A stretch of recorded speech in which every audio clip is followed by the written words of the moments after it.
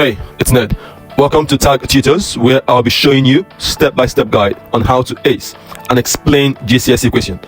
This applies for all specifications, AQA, EdXL, OCR, doesn't matter. Get a pen, a paper, and listen.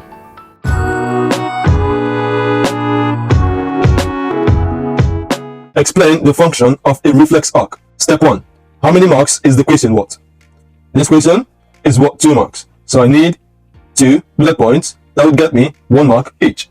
Step 2. The command word. What does it mean? The command word in this case is explain.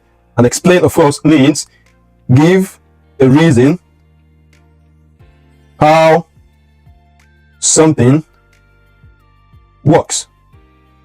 So give a reason how the function of a reflex arc works.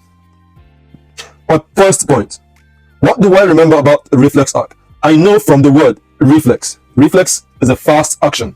Now, what else do I know? From my knowledge of what I've learned in school, I know that reflex actions, they do not go to the brain because the brain takes a long time to process information. So reflex actions, they go to the spinal cord. So I have to write down my points now.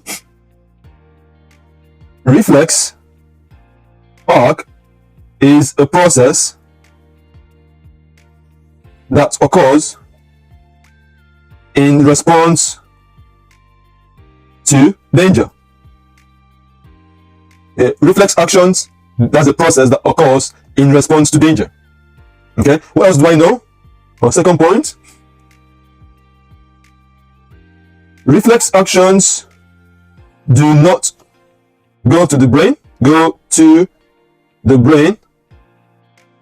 rather it goes to the spinal cord, as it is an involuntary action. If you have found this video useful, please like and leave a comment. Subscribe and share with your friends. The aim of the video is to help you. Until next time.